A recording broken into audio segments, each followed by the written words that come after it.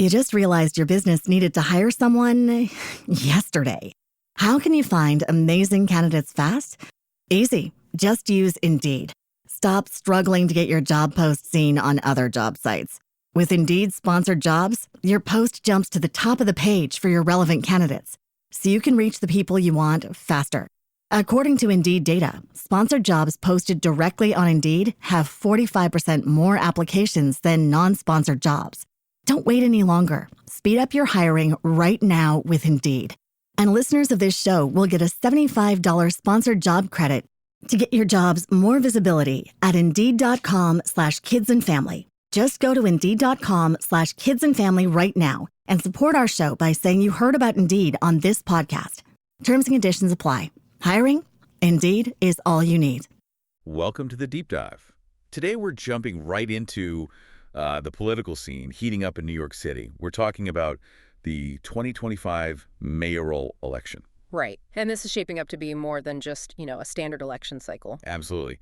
It feels like it could really change the direction, maybe even the identity of the city. It definitely could. So we've gathered a bunch of sources, articles, some research, our notes, and the plan is to cut through all the noise. Give you the essential takeaways. Exactly. A shortcut to getting up to speed on what really matters in this race. We want to pull out the key insights, maybe some surprising facts. Sounds good. Okay, so the incumbent, Mayor Eric Adams, everyone pretty much expects him to run again. That's the general assumption, yes. But there's another name creating a lot of buzz, Assemblymember Zoran Mamdani. A very interesting figure. Yeah, so that's our focus today. Who is he? What's this progressive vision people talk about? And, how could his potential run shake things up? Okay. Let's start right there.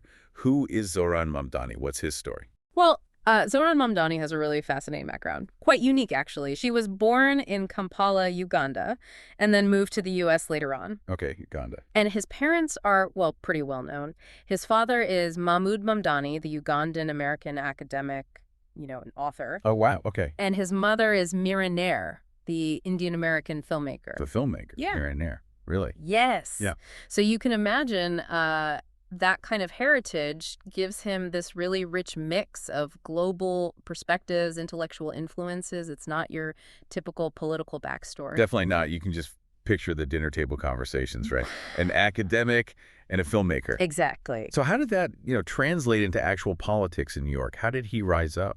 It seems it was really through grassroots organizing, like boots on the ground work. He didn't just appear out of nowhere. He actually challenged and unseated a longtime incumbent assembly member back in 2020. Right, in Astoria, Queens. Yeah. I remember that. Yeah, representing Astoria. And that victory, it was seen as part of this wider progressive wave happening in New York politics around that time. Okay, and ideologically, where does he fit? People throw terms around. He identifies pretty clearly as a socialist, or maybe more specifically a democratic socialist. Mm-hmm. Often, in the same vein as someone like Alexandria Ocasio-Cortez, AOC, who uses similar labels. And just to be clear, when we say democratic socialist here. Right. It generally means advocating for democracy alongside socialist economic ideas. Things like more public control over essential services, maybe wealth redistribution, but all achieved through elections, through the democratic process. Got it. So not authoritarian socialism, but working within the democratic system. Precisely. And that identity is really central to his appeal, especially for a certain segment of Democratic primary voters in NYC. Okay, that makes sense. So beyond the label, what about the actual policies, the Mamdani platform, as some call it? What does he stand for? Oh, it's quite specific. He's pushing for some pretty big structural changes. Housing, for example. Obviously huge in New York. Always. He's advocating for universal rent control, social housing initiatives, really strong protections for tenants, against evictions, against predatory landlords. Universal rent control. Yeah. Wow. That's a big departure from the status quo. It is. It would be a fundamental shift, moving much more towards public control or heavy regulation rather than just, say, incentivizing private developers. And does that boldness carry over into other areas? Like the economy. Absolutely. Economic justice is another core pillar. He supports policies aimed at wealth redistribution, so higher taxes on the wealthy, strengthening workers' rights, think higher minimum wage, strong union protections. Okay. Also, universal health care access. He's talked about wanting a single-payer system. A lot of big progressive goals there. Definitely. And climate change, too, pushing for ambitious green programs, investing in renewables, and childcare is another big one for him. Sound care. How so? Emphasizing the need for affordable, accessible childcare for basically all New York families. He sees it as really critical for economic equity. Right, because if you can't afford childcare, it's hard to work. Exactly. It has huge knock-on effects. So what really strikes me is how different these policies sound compared to, let's say, more traditional Democrats or the current administration. That's the key point, really. Understanding these policies matters because they represent such a stark contrast. It's a potential blueprint for a very different kind of governance in the city. A transformative shift, potentially. That's the idea behind it, yes. Okay, so we have Mamdani's vision. Now let's zoom out to the bigger picture. The 2025 mayoral election itself. How does he or someone like him fit into that landscape? Let's start with the incumbent, Eric Adams. Right. So Mayor Adams, he's eligible for a second term, and as you said, everyone expects him to run. And his platform has been. Generally more centrist, particularly compared to Mamdani. The focus has been heavily on public safety, tackling crime, economic recovery post-pandemic, and quality of life issues like sanitation, homelessness, visibility. So his campaign will likely be about his track record on those things. Almost certainly. He'll run on what he's done in his first term. And in New York City, the Democratic primary is, well, it's usually the main event, right? Oh, absolutely. Given the city's voter registration, winning the Democratic primary is pretty much the pathway to City Hall. Yeah. The general election is often less competitive. So that 2025 primary is where the real fight will be. That's the battleground. Okay, and this is where things get maybe a little complicated, but really interesting. Yeah. Ranked choice voting, RCV. RCV. Yeah. Crucial factor. Can you just quickly break down how that works again for anyone who might not be familiar? Sure. So instead of just picking one candidate, you rank them. Your first choice, your second choice, third, and so on. As many as you want, usually. Right, ranking them. Then, if no single candidate gets more than 50% of the first choice votes right off the bat. Which often happens in crowded primaries. Exactly. Then the candidate with the fewest first choice votes gets eliminated. Okay, they're out. And if you voted for that eliminated candidate as your first choice, your vote doesn't just disappear. It goes to your second choice. Ah, okay. Your vote transfers. Right? And this process repeats eliminate the lowest candidate, redistribute their votes based on the next choice on those ballots until one candidate finally crosses that 50% threshold. Got it.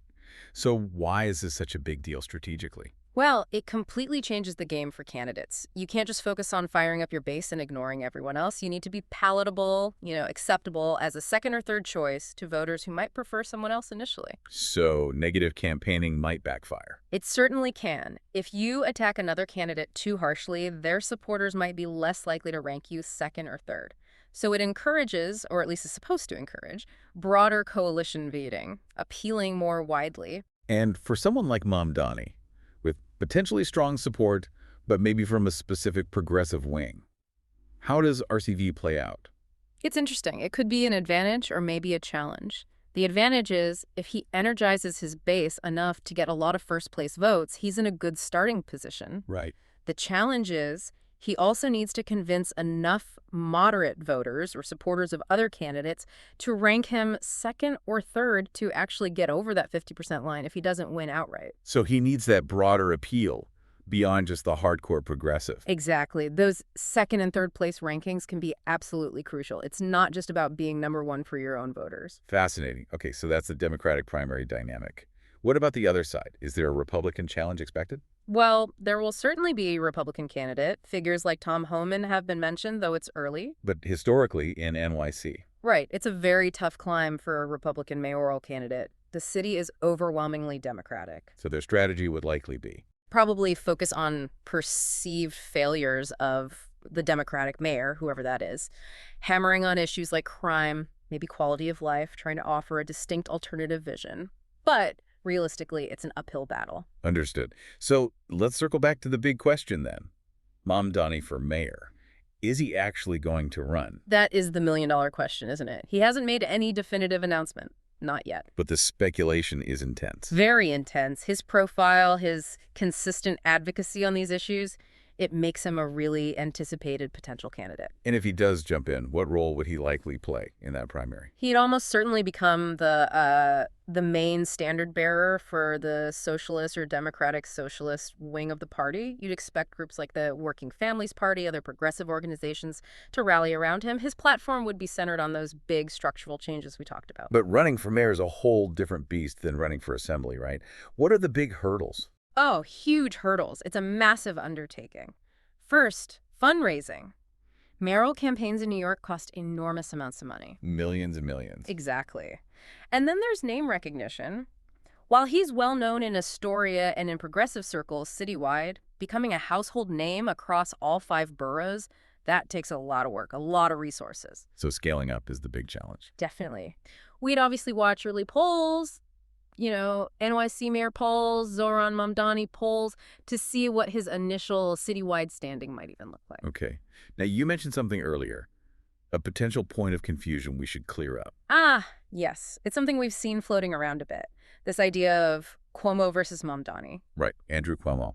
Just to be crystal clear for everyone listening, Andrew Cuomo was the governor of New York State. He resigned, you might remember. Amid scandal, yes. Right. He's not typically someone who runs for New York City mayor. It's a different job, different political arena. So it's highly unlikely he'd be running against Mamdani in a mayoral race. Extremely unlikely. Any talk you hear about Cuomo concedes or things like that, that relates back to his resignation as governor in 2021. It has nothing to do with a potential NYC mayoral election against Mamdani or anyone else. Okay. So no Cuomo versus Mamdani polls for mayor exist because that matchup isn't really on the table. The current mayor is Eric Adams. Exactly. Just wanted to clear that potential confusion up. It helps avoid misunderstandings you sometimes see online or in discussions. Good clarification. So besides Adams and potentially Mamdani, who else might be in the mix for the Democrats? Well, the Democratic primary often gets crowded. It's possible we could see other NYC mayoral candidates emerge. Maybe sitting borough presidents decide to run. City council members, someone like Justin Brannon's name sometimes comes up. Perhaps former city officials eyeing the seat. So it could become a wide field again. It certainly could, which, again, brings RCV right back into focus. Right. Okay. So regardless of exactly who runs, what are the big issues that this 2025 election is likely going to revolve around? Well, some are perennial, but definitely critical for 2025. Public safety is almost guaranteed to be front and center. Crime stats, how effective policing is, debates about reform versus enforcement. Adams has focused heavily on that. He has. And a progressive challenger like Mamdani would likely offer, very different approaches, maybe focusing more on root causes, alternative safety strategies, justice reform. Okay, what else? Housing and affordability. Always, it's a crisis. Soaring rents, not enough apartments. Exactly. So candidates will have competing solutions. Mamdani's rent control and social housing versus perhaps others focusing more on incentivizing new construction, maybe different kinds of zoning reform. A fundamental debate there. Absolutely. Then there's the economy, jobs, recovery from the pandemic's effects, support for small businesses. That's always central. And just day-to-day life stuff. Quality of life, definitely. Things like sanitation, street cleanliness, homelessness, the state of public transit. Those issues really resonate with voters on a daily basis. Yeah, they affect everyone. And education, too. The public school system, funding levels, curriculum debates, school choice, parental involvement. That's often a major battleground. Lots of critical issues for the candidates to address. No shortage of challenges, that's for sure. And quickly, the timeline. When does all this actually happen? The primary is usually in late June, but the main election day is typically in November 2025. Okay, and there's early voting before that. Right, there's an early voting period. And then the vote counting. With ranked choice voting, getting the final election results, can sometimes take a little longer than the old system. Do they have to do the elimination rounds if needed? Exactly. So outlets like NY1, the New York Times, AP News, they'll all be tracking it live, but the official certification might take some time. People will also need the usual info like where to vote, when do polls close. Standard election mechanics, but with that RCV twist. Right. Okay, so wrapping this up, the 2025 NYC mayoral election looks set to be really, really significant. A pivotal moment, I think. And the potential, maybe likely entry of Zoran Mamdani, bringing that clear socialist vision. It really sets up a potentially fascinating clash of ideologies. Yeah, a strong contrast with the incumbent, Eric Adams, and potentially other contenders who might jump in. It forces a debate about fundamental directions for the city. So while we won't know who the new mayor of New York is until late 2025, Right, still a ways off. the conversation and the debates leading up to that election day, Knack, they're going to tell us a lot. Absolutely. They'll really shine a light on the incredibly diverse, sometimes conflicting ideas about how you lead a city as complex, as vibrant as New York. So here's something to think about. What will New Yorkers ultimately prioritize? Is it going to be that kind of transformative, bold, maybe risky shift in governance that someone like Mamdani represents?